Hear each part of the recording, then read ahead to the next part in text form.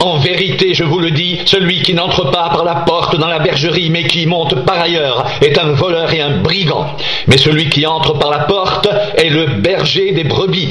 Le portier lui ouvre et les brebis entendent sa voix. Il appelle par leur nom les brebis qui lui appartiennent et il les conduit dehors. Lorsqu'il a fait sortir toutes ses propres brebis, il marche devant elles et les brebis le suivent parce qu'elles connaissent sa voix. Elles ne suivront point un étranger, mais elles fuiront loin de lui, parce qu'elles ne connaissent pas la voix des étrangers. Jésus leur dit cette parabole, mais ils ne comprirent pas de quoi il leur parlait. Jésus leur dit encore, en vérité, je vous le dis, je suis la porte des brebis.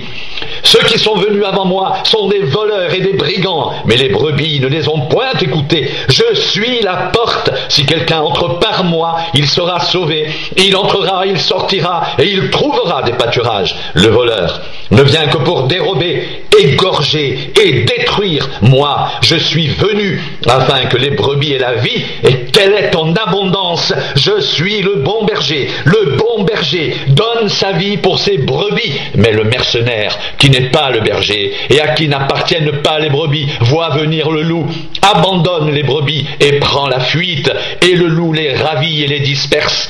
Le mercenaire s'enfuit parce qu'il est mercenaire et qu'il ne se met point en peine des brebis. Je suis le bon berger, je connais mes brebis et elles me connaissent, comme le Père me connaît et que je connais le Père, et je donne ma vie pour mes brebis. J'ai encore d'autres brebis qui ne sont pas de cette bergerie. Celles-là, il faut aussi que je les amène. Elles entendront ma voix, et il y aura un seul troupeau, un seul berger.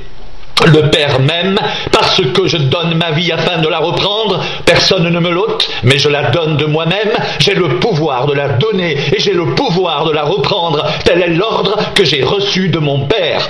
Il y eut de nouveau, à cause de ces paroles, division parmi les Juifs. Plusieurs d'entre eux disaient, « Il a un démon, il est fou, pourquoi l'écoutez-vous » D'autres disaient, « Ce ne sont pas les paroles d'un démoniaque. Un démon peut-il ouvrir les yeux des aveugles ?» On célébrait à Jérusalem la fête de la dédicace. C'était l'hiver. Et Jésus se promenait dans le temple, sous le portique de Salomon. Les Juifs l'entourèrent et lui dirent, « Jusqu'à quand tiendras-tu notre esprit en suspens? Si tu es le Christ, dis-le-nous franchement. » Jésus leur répondit, « Je vous l'ai dit, et vous ne croyez pas. Les œuvres que je fais au nom de mon Père rendent témoignage de moi. Mais vous ne croyez pas, parce que vous n'êtes pas de mes brebis. Mes brebis entendent ma voix. Je les connais, et elles me suivent. Je leur donne la vie éternelle, et elles ne périront jamais, et personne ne les ravira de ma main. Mon Père qui me les a donnés est plus grand que tous, et personne ne peut les ravir de la main de mon Père. Moi et le Père, nous sommes un. » Alors les Juifs prirent de nouveau des pierres pour le lapider. Jésus leur dit, « Je vous ai fait voir plusieurs bonnes œuvres venant de mon Père. Pour laquelle me lapidez-vous » Les Juifs lui répondirent, « Ce n'est point pour une bonne œuvre que nous te lapidons, mais pour un blasphème. Et parce que toi, qui es un homme, tu te fais Dieu. » Jésus leur répondit, « N'est-il pas écrit dans votre loi, j'ai dit, vous êtes des dieux ?» Si elle a appelé Dieu ceux à qui la parole de Dieu a été adressée, et si l'écriture ne peut être anéantie, celui que le Père a sanctifié et envoyé dans le monde, vous lui dites, tu blasphèmes. Et cela, parce que j'ai dit, je suis le Fils de Dieu.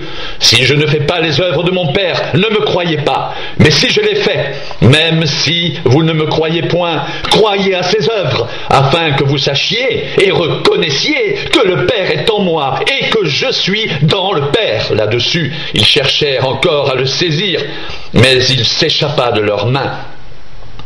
Jésus s'en alla de nouveau au-delà du Jourdain, dans le lieu où Jean avait d'abord baptisé, et il y demeura.